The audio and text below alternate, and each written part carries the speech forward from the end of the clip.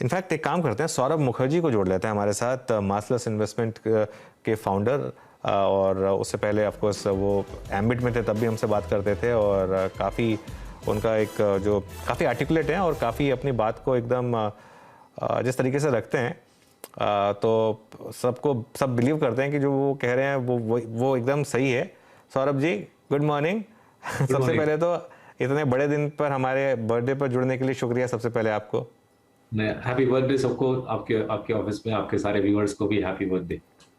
चलिए सौरभ जी, मेरा पहला सवाल, हालांकि मैं जानता हूं कि आप overall top down market call नहीं लेते हैं और आपका एक जो इन्वेस्टमेंट स्टाइल है प्योरली बॉटम अप का है, आप सेक्टोरल बात भी थोड़ा कम ही प्रेफर करते हैं, लेकिन क्योंकि मार्केट में एक मूव आ रहा है तो मैं आपसे पूछना चाहूंगा कि ये market, Indian market calendar turn होने के बाद एकदम से अंडर परफॉर्म क्यों कर रहा है? कोई एक स्पेसिफिक रीजन आपके दिमाग में आ रहा हो? देखिए, मतलब from what I can see, जो लोगों को इंडिया में टेंशन है कि इकोनॉमी, दुनिया में रिसेशन आ रही है, जो हमारे क्लाइंट्स बोलते हैं कि दुनिया में रिसेशन आ रही है, जाहिर है उससे लोगों को लगता है कि जाहिर है इंडिया भी स्लो डाउन कर जाएगी। इन्फ्लेशन का माहौल बना हुआ है विदेश में, वेस्टर्न वर्ल्ड में इंटरेस्ट रेट्स ऊपर जा रहे हैं, तो एक मायूसी का माहौल कुछ हद तक स्पेशली डोमेस्टिक निवेशकों में है, कुछ हद तक विदेशियों में भी है। विदेशियों की बिक्री रही है, लास्ट 6 हफ्ते विदेशों ने इंडियन मार्केट्स में सामान बेचा है, इक्विटीज बेचा है। सो ये रिसेशन, हायर इंटरेस्ट रेट्स का ऊपर होना, इन्फ्लेशन का ऊपर होना, इसी की एक मायूसी है। उससे ज्यादा तो मेरे को कुछ खास सुनने को नहीं आता। Main concern I hear is economic slow down and high interest rates, उसके वजह से शायद लास्ट 4-5 हफ्ते मार्केट में वीकनेस है। बट एज यू सेड, हम इतना ज्यादा इस पे दिमाग नहीं लगाते, हम अपने कंपनीज के ऑपरेटिंग परफॉर्मेंस पे, इकोनॉमी के ऑपरेटिंग परफॉर्मेंस पे फोकस करते हैं। और जैसे रिजल्ट से दिख रहे हैं, जीडीपी डेटा से दिख रहा है, इन्फ्लेशन के आंकड़ों से दिख रहा है, इकोनॉमिक हालत और कॉर्पोरेट इंडिया की हालत काफी अच्छी है, प्रॉफिट ग्रोथ बरकरार है, और इसलिए विदाउट टेंशन हम निवेश किए जा रहे हैं। ठीक है, तो हम उसकी बात भी करेंगे जो स्पेसिफिक्स की, लेकिन क्योंकि आपने एक बात छेड़ दी कि कॉर्पोरेट इंडिया की हालत काफ़ी अच्छी है और अर्निंग्स काफ़ी अच्छी आ रही हैं, तो अब एक बड़ा इवेंट आ रहा है यूनियन बजट का, और ये इस करंट गवर्नमेंट का लास्ट फुल बजट है। अगले साल तो इंटरिम बजट आएगा। कोई एक्सपेक्टेशन जो मार्केट मान के चल रहा हो, या कोई डर जो मार्केट को लग रहा हो बजट से रिलेटेड? देखिए, अग्री विद यू कि मार्केट में बहुत बहस होती है, बजट लेकर बहुत बहस होती है, जिससे कि आपके दर्शक उस बहस में ज्यादा उलझ ना जाए। यूनियन बजट का स्टॉक लेवल प्राइसेस के ऊपर ज्यादा इम्पैक्ट नहीं रहता है। एक आध दिन हम जरूर बहुत ऊपर नीचे नाचते हैं मुंबई में हम सब लोग, बट इसका मतलब नहीं कि आप एज अ निवेशक यूनियन बजट लेके ज्यादा अपना सर खपाओ। अब आपकी जो सवाल थी कि एक्सपेक्टेशंस क्या है, हमारी कुछ खास उम्मीदें है नहीं यूनियन बजट से। आई थिंक सरकार ने फिस्कल मैनेजमेंट अच्छा किया है, रेवेन्यू बॉयंसी, सरकार के टैक्स कलेक्शन में बॉयंसी अच्छी है, इसलिए उम्मीद हमारी इतनी ही है कि सरकार टैक्स रेट्स नहीं बढ़ाएगी। और साथ ही साथ एफएमसीजी कंपनीज के रिजल्ट देखें, फार्मा कंपनीज के डोमेस्टिक सेल्स देखें, एनआरईजे के कलेक्शन देखें, ये जरूर लग रहा है कि इंडिया में जो लोग 2 लाख से कम कमाते हैं उनकी इकोनॉमिक हालत थोड़ी थोड़ी पिटी हुई है। तो हमारी उम्मीद यह है कि सरकार गरीबों के लिए, 2 लाख के नीचे वालों, 2 लाख पर एनम और नीचे कमाने वालों के लिए सरकार कुछ रिलीफ लॉन्च करेगी, अनाउंस करेगी, शायद एनआरईजे को बढ़ाएगी, शायद ईसीएलजीएस स्कीम का कोई एक सबसेट लाएगी, जिससे 2 लाख से लेस अर्न करने वालों को कुछ राहत मिले। क्योंकि सारी तरफ से जो खबर आ रहा है कि वो वाली श्रेणी हमारी देश की काफी मायूसी में है।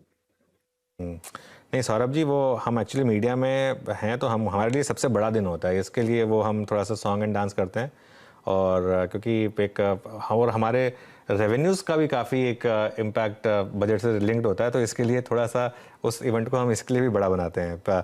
लेकिन मैं वीरू को टॉस करूं उससे पहले मेरे पास एक और सवाल था, क्योंकि आज आपने हमें ज्वाइन किया है और हम एक बहस छिड़ी हुई है इस समय आईटी कंपनियों को लेकर। आप इस डिक्लाइन में आप आईटी को ऐड कर रहे हैं, या आपको लग रहा है कि अभी भी कुछ दिक्कतें हैं यहाँ पर, जिस तरीके की बॉडी लैंग्वेज है कंपनियों की? बिल्कुल, देखिए, सो मेरे को लास्ट ईयर कुछ समझ नहीं आता। लास्ट ईयर काफी लोगों ने मंदी करने की कोशिश की, काफी लोगों ने मंदी की भी आईटी के ऊपर की, आईटी सर्विसेज में कुछ मंदी आ जाएगी। मेरे को बिल्कुल समझ नहीं आया ये लॉजिक। ना तो एक्सेंचर के गाइडेंस से या एक्सेंचर के नंबर से, ना तो टीसीएस के गाइडेंस या नंबर से, ना तो इन्फोसिस के गाइडेंस या नंबर से, किसी भी स्टेज में लास्ट ईयर जो दुनिया के दिग्गज आईटी सर्विसेज कंपनीज हैं, ना तो उन्होंने वीक गाइडेंस दी, ना तो वीक नंबर छापे। बाय द वे, इन तीनों में हमारा बेनिफिशियल इंटरेस्ट है। मार्सेलस के क्लाइंट्स का भी टीसीएस में निवेश है। इन्फोसिस हमने 2-3 महीने पहले क्लाइंट्स को इन्फोसिस भी एडवाइजरी पोर्टफोलियोज में ऐड करने बोला था।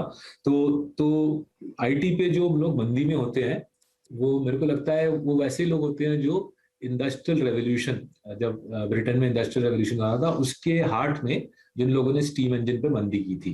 आईटी सर्विसेज पे डिप्रेस्ड होना, नेगेटिव होना मेरे ख्याल से इलॉजिकल है। जिस प्रकार से क्लाउड का काम अभी भी 70% क्लाउड का दुनिया भर में काम करना बाकी है, जिस प्रकार से विदेश में एक टैलेंट शॉर्टेज है, जिस प्रकार से टीसीएस और इन्फोसिस ने पिछले 30 वर्षों में वर्ल्ड क्लास बिजनेसेस बनाए हैं, मेरे को लगता है इलॉजिकल है आईटी सर्विसेज पे बेरिश होना। और इसलिए आज भी हमारे ट्रेडर्स टीसीएस के शेयर्स खरीद रहे हैं। लास्ट वीक भी ले रहे थे, लास्ट मंथ भी ले रहे थे, लास्ट ईयर भी ले रहे थे। टीसीएस अगर आप देखें तो आपका प्रेफर्ड, अगर आप अपने व्यू इस पे दिया।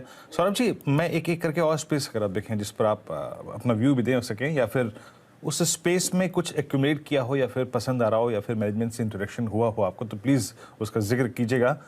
हमने सौरभ जी पिछले बजट से लेकर इस बजट के बीच में कैपिटल गुड्स में, इंफ्रास्ट्रक्चर में, कंस्ट्रक्शन कंपनियों में, रोड कंस्ट्रक्शन में काफ़ी अच्छा स्विंग देखा। आईआर भी अपने करियर के ऑल टाइम हाई पे था। एल&टी, सिमेंस, कमेंस सब चले। कैपिटल गुड्स में अभी आपको इम्प्रेस क्या कर रहा है, या फिर हाल ही में कोई छोटी कंपनी भी जिस पे आपने बात की हो, जिस पे काफ़ी पॉजिटिव आउटलुक हो आपको? देखिए, मेरे करियर में मैंने कभी ना तो कैपिटल गुड्स में पैसा लगाया है और ना ही कंस्ट्रक्शन में। कंस्ट्रक्शन में थोड़ा सा आंसर देना आपके लिए मेरे इजी रहे। कंस्ट्रक्शन में कोई कॉम्पिटिटिव एडवांटेज किसी कंपनी के पास है नहीं। तो इंडिया में हजारों की तादाद में लोग सिविल कंस्ट्रक्शन कर रहे हैं, हजारों की तादाद में कंपनियां सिविल कंस्ट्रक्शन कर रहे हैं या सड़कें बना रहे हैं। इसलिए return on capital, cost of capital के ऊपर लाना नामुमकिन है, और इसलिए आपका मेरा ऐसे कंपनीज में निवेश करके लंबा कमाने की अपॉर्चुनिटीज काफी कम है। कैपिटल गुड्स में कुछ हद तक थोड़ी कॉम्पिटिटिव एडवांटेज है कुछ कंपनीज की, एबीबी, सीमेंस जैसे कंपनीज के पास थोड़ी बहुत कॉम्पिटिटिव एडवांटेज है, बट यहाँ पे भी डीपली सिक्लिकल इंडस्ट्री है, और फ्री कैश फ्लो कमाना, मोटा कैश कमाना डिफिकल्ट रहता है। इसलिए दोनों सेक्टर, कंस्ट्रक्शन और कैपिटल गुड्स से हमने निवेश किया नहीं है। और उसी संदर्भ में हमने कभी कंपनी के साथ, बहुत साल हो गए होंगे, शायद 6-8 साल पहले किसी कंस्ट्रक्शन कंपनी से मैं शायद मिला हूंगा, या किसी कैपिटल गुड्स कंपनी से मैं मिला हूंगा। ओके, चलिए, अगर आप देखें कैपिटल गुड्स को, अगर आप देखें अपने फॉर द टाइम